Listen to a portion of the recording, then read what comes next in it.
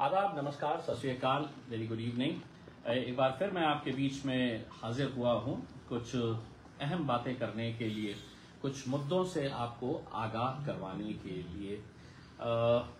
किसी ने खूब कहा है कि लोगों के खुद के ज़मीर है बिके हुए, लोगों के खुद के ज़मीर है बिके हुए, वो चले हैं मेरे किरदार पर उंगलियां उठाने। समझा? नहीं समझा है तो मैं दोबारा आपके लिए कहना चाहता हूं, लोगों के खुद के ज़मीर है बिके हुए, वो चले हैं मेरे किरदार पर उंगलियां उठाने के लिए। दोस्तों, एक बड़ा भव्य मोर्चा निकाला जा रहा है इम्तियाज जलील के विरोध में। विरोध इसलिए कि इम्तियाज जलील जातिवादी है। इसलिए इम्तियाज जलील का विरोध करने के लिए कुछ संगठन, कुछ लोग इकट्ठा हुए और वो लोग ये मोर्चा निकाल रहे हैं। मेरी शुभकामनाएं हैं उन्हें। जब कोई मुझे जातिवादी कहता है तो मुझे ऐसा लगता है कि कोई मुझे गाली दे रहा है करके, क्योंकि इम्तियाज जलील 24 साल पत्रकारिता किया, 10 साल राजनीति में रहा, 5 साल इसी शहर का आमदार रहा, 5 साल इसी जिले का खासदार रहा। कोई मुझे ये नहीं कह सकता है कि इतने सालों के अंदर मैंने कभी भी किसी जाति, धर्म और मजहब के हिसाब से कोई काम किया है, मैंने कभी किसी जाति के विरोध में काम किया है या किसी जाति के खिलाफ मैंने कोई अपशब्द का इस्तेमाल किया है।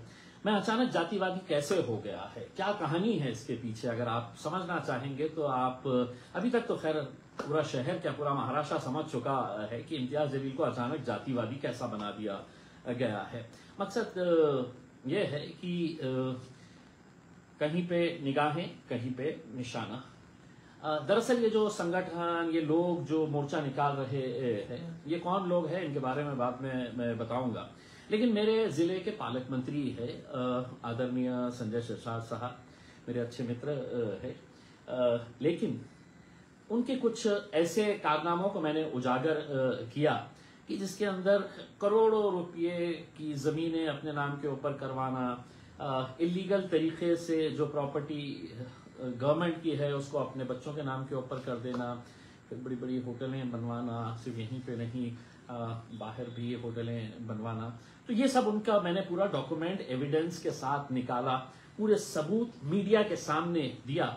मंत्री जी तो मतलब ये है कि दुनिया के हर मुद्दे के ऊपर चर्चा करने वाले मंत्री पिछले 20-25 दिनों से कहा कि नहीं, मैं अपने बारे में कुछ नहीं कहूंगा, और कह भी नहीं सकते हैं क्योंकि डॉक्यूमेंट इतने साफ है, इतने क्लियर है कि उनके पास कोई जगह नहीं है कि मैं बताऊं तो क्या बताऊं करके। तो पहले मुझ पर कुछ संगठनों को छोड़ा गया कि साहब, मैंने एक डॉक्यूमेंट के अंदर एक शब्द जो उनके खुद के संजय सिरसाट साहब के बच्चों के नाम के ऊपर, जो एससी समाज की जमीन, जो सरकारी जमीन है, जो कलेक्टर की इजाजत के बगैर ट्रांसफर नहीं होती है, लेकिन मंत्री जी है, पालक मंत्री है, बड़े है, सत्ता है, हुकूमत है उनकी, तो उन्होंने वो जमीन अपने बच्चों के नाम के ऊपर ट्रांसफर कर दी। मैंने जब डॉक्यूमेंट निकाला, वो डॉक्यूमेंट के ऊपर लिखा हुआ था वो शब्द कि इसलिए है, तो इस शब्द की वजह से या इस जाति की वजह से ये जमीन उन्हें दी गई है करके। अब मेरा कसूर, मुझे गुनाहगार इस तरीके से बना दिया गया कि मैंने वो शब्द बोला कैसा। मैंने बोला नहीं, मैंने पढ़ा जो डॉक्यूमेंट संजय सिरसाट साहब की प्रॉपर्टी के अंदर है। अब मैं भी मानता हूं कि ये शब्द नहीं इस्तेमाल होना चाहिए, सुप्रीम कोर्ट ने कहा है, बहुत सारे फैसले भी आए हैं, लेकिन इसकी जिम्मेदारी किसकी है? महाराष्ट्र सरकार की है, क्योंकि जब केंद्र सरकार से आदेश आता है तो चीफ सेक्रेटरी के पास ये आदेश आता है कि अब इस शब्द का इस्तेमाल नहीं होना चाहिए करके। लेकिन चीफ सेक्रेटरी साहब ने उसके ऊपर नजर नहीं डाली, और नीचे जितने भी कलेक्टर्स है वो लगातार उस शब्द का इस्तेमाल कर रहे हैं। मेरा कसूर, मेरा गुनाह सिर्फ ये था कि मैंने उस दस्तावेज, उस कागज को पढ़ने का मैंने गुनाह किया, जुर्म किया, इतना बड़ा जुर्म किया कि अब एक संगठन कहता है कि मुझे फांसी पे लटका देना चाहिए करके। ये लोग इकट्ठा हो गए, पुलिस स्टेशन के सामने गए, इम्तियाज जलील मुर्दाबाद के नारे लगाए, फिर पुलिस के ऊपर दबाव डाला गया। मंत्री जी खुद कई सारे पुलिस स्टेशन के अंदर फोन किए और उन्होंने कहा कि मतलब अभी का अभी इम्तियाज जलील के ऊपर एफआईआर रजिस्टर होना। पुलिस भी क्या करती है, सत्ता के बड़े सरदार का हुक्म आया तो पुलिस ने सोची नहीं कि हम जिस वर्दी के अंदर है हम अपने नियमों के हिसाब से काम करेंगे। लेकिन मालिक का हुक्म आया तो पुलिस वालों ने भी कहा कि चलिए एफआईआर रजिस्टर कर देते हैं करके, तो एफआईआर रजिस्टर कर दी गई। अब एफआईआर हो गई है। अब एफआईआर होने के बाद जो भी पुलिस की प्रक्रिया होती है, जो भी इन्वेस्टिगेशन होना है वो होना है इसमें। लेकिन नहीं, ये कुछ संगठन, ये कुछ लोग, मैं संगठन भी नहीं कहूंगा, चंद लोग हैं जो अपने आप को दलित समाज के बहुत बड़े नेता मान रहे हैं, समझ रहे हैं कि हम दलितों का बहुत बड़ा उद्धार करने वाले लोग हैं और हमारी भावनाओं को ठेस पहुंचा है। इम्तियाज जलील कभी भी किसी जाति, धर्म और मजहब की भावनाओं को ठेस नहीं पहुंचा सकता है, ये आप अपने जहन में डाल दीजिएगा। मोर्चा अगर मेरे खिलाफ है तो एक मेमोरेंडम कम से कम कलेक्टर को दे देना था, एक मेमोरेंडम कम से कम डिविजनल कमिश्नर को दे देना था कि साहब ये शब्द जो है इससे हमारी भावनाओं को ठेस पहुंचती है, तो आप ये शब्द है तो निकाल दीजिएगा करके। नहीं, ऐसा कुछ नहीं। लेकिन इम्तियाज जलील को निशाना बनाना है। क्यों बनाना है? क्योंकि इम्तियाज जलील ने जो मुद्दा उठाया है, मुद्दा क्या है? भ्रष्टाचार का है, करोड़ों रुपये का मामला है। अब उसको किसी तरह से डाइवर्ट करना। तो मंत्री जी ने क्या कहा, ये तो बेकार पड़े ही रहते हैं, तो इनको सबको बुलाया और इनके हवाले असाइनमेंट दे दिया, काम दे दिया कि भैया काम पे लग जाओ, तुम्हारा हर हिसाब से मैं ख्याल रखूंगा। अब ऐसा ख्याल रख रहे हैं कि ये लोग धना प्रेस कॉन्फ्रेंस, बड़ी आलीशान होटल के अंदर प्रेस कॉन्फ्रेंस ली गई, वहां पर चिकन बिरयानी और चिकन खोरमा खिलाया गया पत्रकारों को, यूट्यूब वालों को एक पैकेट भी दी गई है, मैं इसके बारे में ज्यादा नहीं बोलता हूं। लेकिन इस तरीके से एक माहौल बनाने की कोशिश की गई। देखिए, दलित चळवळ, दलित मूवमेंट जो है इसका एक इतिहास रहा है और बहुत अच्छे अच्छे मुद्दों के ऊपर ये दलित मूवमेंट ने बहुत अच्छा काम अपने समाज के लिए किया है और आज भी करते हैं। बहुत सारे ऐसे दलित समाज के लीडर्स हैं जिन्हें सही मानों में अंदर से तकलीफ होती है जब उनके समाज के ऊपर कुछ नाइंसाफी होती है, कुछ गलत होता है, तब ये पूरे एक साथ मिलकर आते हैं, लड़ते हैं।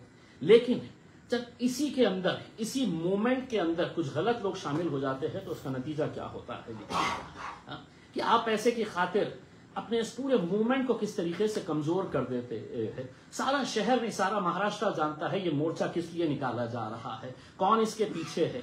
वरना ये बताइए, ये मूवमेंट का जो नेतृत्व करने वाले, अपने आप को दलितों के बहुत बड़े नेता कहने वाले लोग हैं, इतना पैसा आ कहां से रहा है कि जो शहर के बड़े बड़े होर्डिंग्स के ऊपर इम्तियाज जलील का नाम लिखा गया है, पूरे शहर के अंदर पूरे होर्डिंग्स लगाए गए हैं कि 23 तारीख को आना है, हमारी भावना को ठेस पहुंचा है करके। ऐसा कुछ नहीं है।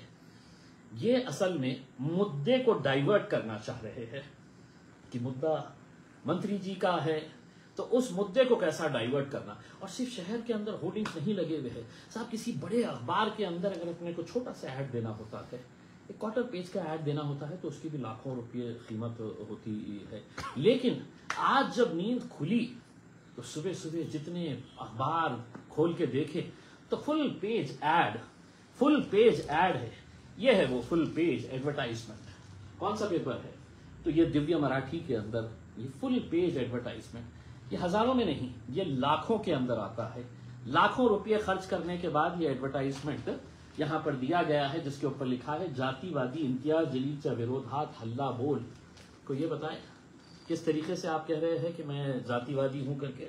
और इसके ऊपर जिस बाबा साहब अम्बेडकर की तस्वीर है, एक बात मैं ये बता दूं कि लोकसभा के अंदर अगर पूरे सांसदों के बीच में, पूरे देश के सांसदों के बीच में अगर किसी ने खड़े रहकर ये बात कही थी कि इस देश के अंदर सबसे महान अगर कोई शख्स पैदा हुआ है तो वो महात्मा गांधी नहीं है, डॉक्टर भीमराव अंबेडकर है। ये बात बैरिस्टर असदुद्दीन अवैसी साहब ने कही। ये बात जातिवादी इम्तियाज जलील ने असेंबली में भी कही है और पार्लियामेंट के अंदर भी कही है। आज उसी को ही जातिवादी बताया जा रहा है। इसी तरह के एडवर्टाइजमेंट्स आज लोकमत के अंदर है, लोकमत टाइम्स में है, लोकमत समाचार में है, पुण्य नगरी में है, पुढ़ारी के अंदर है। हद तो ये हो गई है कि 2 उर्दू अखबार है, दोनों उर्दू अखबार के अंदर भी फ्रंट पेज के ऊपर पूरा फुल पेज एडवर्टाइजमेंट दिया गया है। कि मोर्चे में आ जाओ, हमारी भावनाओं को ठेस पहुंचा है करके। दोस्तों, ये जो मोर्चे का नेतृत्व कर रहे हैं, उनको ये बात बता देना चाहता हूं, मैं अगर महाराष्ट्र सरकार के एक मंत्री की पोल ऐसे खोल सकता हूं, तो आप ये मत समझ लीजिएगा कि आपके मोर्चे से मैं डर जाऊंगा, घबरा जाऊंगा, मैं दब जाऊंगा, मैं खामोश हो जाऊंगा। बहुत गलत फहमी में जी रहे हैं आप उसमें। आपके मोर्चे ने मुझे और ऊर्जा दी है और ताकत दी है। और अब मेरा अगला जो भ्रष्टाचार का जो मामला सामने आने वाला है, शायद आप चौंक जाएंगे। यकीन मानिएगा, इतने सबूत इकट्ठा किया हूं, इतने सबूत इकट्ठा किया हूं। रमाई अंबेडकर कौन थी जानते हैं आप? रमाई घरकुल योजना, जो गरीब बुद्धिस्ट समाज के लोगों के लिए, गरीबों के लिए घर बनाने की एक स्कीम है, बहुत अच्छी स्कीम है। कि ये घरकुल की स्कीम अचानक क्यों गरीबों तक नहीं पहुंच पा रही है? क्या कभी आपने सोचा है? मैं आपको ये बताना चाहता हूं, ये वही मंडली है, ये वही लोग हैं जो आज अपने एक मंत्री को बचाने के लिए आगे आए हैं। ये अलग बात है कि इनके अपने अपने फाइलें अटके पड़े हुए हैं, इसलिए भी ये लगे हुए हैं कि साहब मंत्री जी को खुश करेंगे तो 7 करोड़ की फाइल के ऊपर अपनी सिग्नेचर हो जाएगी करके उसमें। लेकिन रमाई घरकुल के बारे में आपको ये बता दूं, 30 करोड़ रुपए का फंड महानगर पालिका के अंदर आया हुआ है। 30 करोड़ रुपए। कितने हजारों ऐसे बुद्धिस्ट समाज के गरीब, ऐसी समाज के जो लोग हैं, उनके घर का सपना इससे पूरा हो सकता है। लेकिन होगा नहीं। क्यों नहीं होगा? क्योंकि यही वो लोग हैं जिन्होंने बोगस फाइल्स तैयार किए हैं, डुप्लीकेट डॉक्यूमेंट्स तैयार करके ये किए हैं। अब आप मेरी तरफ से एक बात सुन लीजिएगा, अगर मैं संजय सिरसाट के खिलाफ इतनी ताकत के साथ जा सकता हूं, तो तुम्हारे खिलाफ कितनी ताकत से जा सकता हूं तुम शायद सपने में भी नहीं सोच सकते थे उसमें। अगर तुम किसी गरीब बुद्धिस्ट समाज के घर के पैसे तुम अपने जेब में लेंगे, रैकेट बना लिया गया है। मैं म्युनिसिपल कमिश्नर से यह अनुरोध करना चाहूंगा कि साहब, अगर मैंने संजय सिरसाट के खिलाफ सीबीआई में और director general anti corruption bureau के अंदर जाके पूरे दस्तावेज देकर आया हूं, यही डॉक्यूमेंट्स रमाई अंबेडकर के मैं सीबीआई ऑफिस के अंदर जाकर पूरे सबमिट करूंगा। मैं बड़ी बड़ी इंक्वायरी इसके ऊपर लगाऊंगा, क्योंकि ये गरीब बुद्धिस्ट समाज के घर है करके 2.5 लाख रुपए मिलता है। मालूम है क्या करते हैं? लोगों से कहते हैं कि डॉक्यूमेंट्स दे दो, हम तुम्हारा घरकुल करवा के लेकर आएंगे। 2.5 लाख रुपये में से 1 लाख रुपया अपने जेब में रख लेते हैं। कुछ तो ऐसे है कि 1.5 लाख अपने जेब में रख लेते हैं और 1 लाख रुपये बेचारे वो लोगों को देते हैं। तो ये बहुत बड़ा मामला है, करोड़ों का मामला है। और यकीन मानिए, अगर इम्तियाज जलील अगर इसके पीछे पूरी ताकत के साथ पड़ा, तो मैं आपको वादा करता हूं, आज मेरी जबान आप याद रख लीजिएगा कि आपको मैं जेल के पीछे भिजवा के रखूंगा। मैं अगर गरीब बुद्धिस्ट लोगों के जमीनों के ऊपर, उनके घरों के ऊपर तुम नजर डाले हुए हैं और ये समझ रहे हैं कि हम समाज के बहुत बड़े लीडर हैं और हमारे को हमारे माई बाप का संरक्षण हासिल है, वो हमारे सर के ऊपर हाथ रखा है। अरे तुम्हारे माई बाप को मैंने नहीं गिना हूं तो तुम्हारे को क्या? तो तैयार रहना। ये संजय सिरसाट का मामला तो मैंने देख के आ गया हूं, अब वो इंक्वायरी जैसी भी होना है वो करेंगे।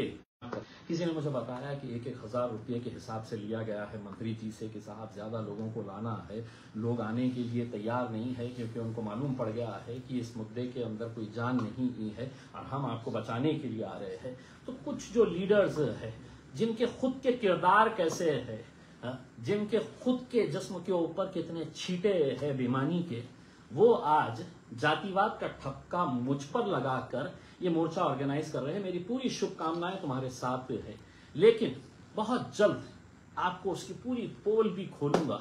जो जो लोग उस होटल के अंदर बैठ के मीडिया के सामने कह रहे थे कि हमारी भावनाओं के तुम्हारी ठेस कब पहुंचनी चाहिए, जब कलेक्टर ऑफिस के सामने एससी समाज के गरीब लोग पिछले 2 महीने से बारिश में धूप में बैठे हुए हैं, इनमें से एक भी नेता नहीं है जो वहां पर जाकर 10 मिनट उनको ये कह सके कि हम तुम्हारे साथ है करके। 2 महीने हो गए हैं जब वो वहां पर बैठे हैं, तो आपकी भावनाओं को ठेस नहीं पहुंचा है। आपकी भावनाओं को सिर्फ इम्तियाज जलील से ठेस पहुंचता है, सरकार से नहीं पहुंचता है। आज मुकुंदवाड़ी के अंदर गए थे कोई, अपने आप को कृति समिति बताने वालों, आप मोर्चे की जो तैयारी कर रहे हैं, लेकिन ऐसे कितने दलित समाज के, बुद्धिस्ट समाज के, मुसलमान, हिंदू भाई हमारे, उनके घरों को बेघर किया गया है पूरा गैर कानूनी तरीके से, गुंडागिरी करके, कि एक नेता ने, जिनके तलवे आप चाट रहे हैं, वो नेता फोन करके कहता है कि पूरे के पूरे गिरा दो घर, और प्रशासन, पुलिस पूरी हरकत में आके पूरे गिरा देते हैं। तब आपकी भावनाओं को ठेस नहीं पहुंचता है। कभी विद्यापीठ गए हैं आप? डॉक्टर बाबा साहब अंबेडकर मराठवाड़ा विद्यापीठ, जिस विश्वविद्यालय को डॉक्टर बाबा साहब अंबेडकर जी का नाम दिया गया है, वहां पर जाकर कभी देखे हैं कि हमारे ऐसी समाज के बच्चों को शिष्यवृत्ति, स्कॉलरशिप बराबर से मिल रही है या नहीं मिल रही है करके? कैसे वो लोग फीस भरने के लिए सरकार उनके पैसों को रोक दे रही है, स्कॉलरशिप्स नहीं दे रही है। तब आपकी भावनाओं को ठेस नहीं पहुंचती है, क्योंकि आपको सिर्फ अपने बारे में सोचना है। आपको सिर्फ ये सोचना है कि रमाई घरकुल योजना के अंदर कितने लाख या कितने करोड़ में बना सकता हूं। म्युनिसिपल कमिश्नर साहब, आप भी तकलीफ में आ जाएंगे अगर एक एक फाइल की छानबीन करके अगर ये नहीं दिया गया, क्योंकि मैं इतना दबाव डालने के बाद भी अगर मैं नहीं पीछे हटा, तो आप ये समझ लीजिएगा कि इम्तियाज जलील की फितरत में झुकना, डरना, बिकना लिखा नहीं है।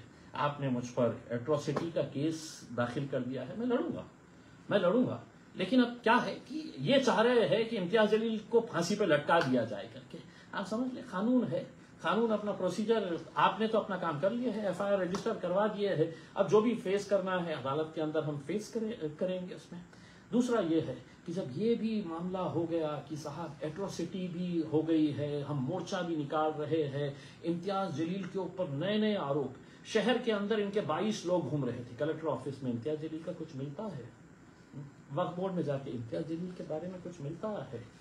ये गाड़ी किसकी है, ये घर किसका है करके। जब कोई नहीं मिले तो एक साहब रहते हैं, हर 5 साल के बाद आते हैं, इलेक्शन के वक्त में उनकी गाड़ी के अंदर पेट्रोल डालो, जितना पेट्रोल डालते हैं वो जोर जोर से चीख के चिल्ला के बोलते हैं, कौम और मिल्लत का वास्ता देकर ये बहुत जोर जोर से चिल्लाते हैं। पेट्रोल खत्म तो फिर वो खामोश। लेकिन मुझे खुशी है इस बात की कि मेरी वजह से ना जाने कितने लोगों के घर चल रहे हैं अभी, मेरी वजह से इनका चूल्हा जलने वाला है कुछ दिनों तक उसमें। तो आपको मुबारक साहब, आपका भी हिसाब लिया जाएगा।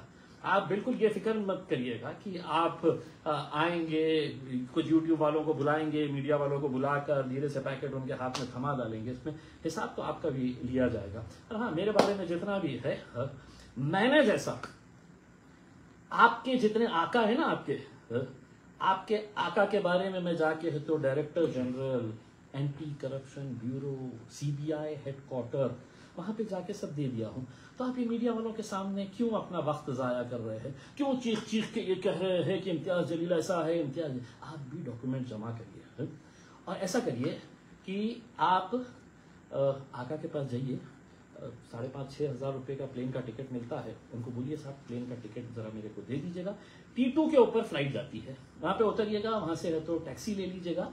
बीकेसी के अंदर सीबीआई का ऑफिस है, बीकेसी में जाइए, वहां पे सीबीआई ऑफिस, अच्छा हुलिया बना के जाइए, वरना आपको बोलेंगे ये कौन आया है, अंदर आने देंगे नहीं देंगे पता नहीं है। अच्छा थोड़ा सा अच्छे तहजीब से जाइएगा उसमें, क्योंकि वहां पे ऐसा वैसा नहीं चलता है उसके अंदर।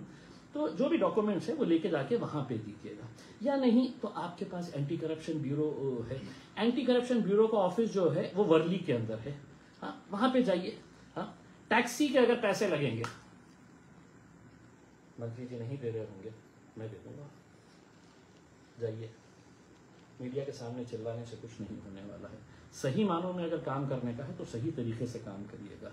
अगर इम्तियाज जलील को फंसाने का तय ही कर लिए है तो सही तरीके से जाइए। ये यूट्यूब वालों को बुला के क्यों अपना वक्त जाया कर रहे हैं? उसमें आधा घंटा चीख के मुझे डर लग रहा था कहीं हार्ट अटैक ना आ जाए करके, ब्लड प्रेशर ना बढ़ जाए करके। अपने आप को आराम से संयम से रखिएगा। मैं कैसा संयम से रख रहा हूँ, चारों तरफ से घिरा हुआ हूँ। अब तो ये हालत हो गई है कि मंत्री जी ने बोले है कि एट्रोसिटी हो गई है, लेकिन अब मानहानि का दावा भी करना है करके, तो उन्होंने कोर्ट के अंदर मानहानि का दावा, इम्तियाज जलील झूठा है, इम्तियाज जलील ने गलत आरोप लगाए हैं, मेरे क्लाइंट की छवि खराब हो गई है करके। ये मानहानि नहीं है, ये मानहानि नहीं कहते इसे, ये मनी हानि। मतलब जो पैसे की हानि हुई है ना, उसमें पैसे का जो नुकसान हुआ है, मनी हानि जो हुई है, ये सारी तकलीफ उसकी। अब आप कोर्ट में है तो एक डिफेमेशन सूट भी डाल दिए थे, चलिए कोर्ट में भी लड़ लेंगे करके। लेकिन ये है, एक बात आप पूरे लोग जितने भी है, कल जो आंदोलन में भी आने वाले है, उनको यह कहना चाहता हूँ, आप जोरदार भाषण करिए, इम्तियाज जलील को गालियां दीजिए, पेपर को ऐड दे दीजिएगा, सब कुछ कर लीजिएगा। इम्तियाज जलील न डरेगा, न झुकेगा और न बिकेगा। धन्यवाद।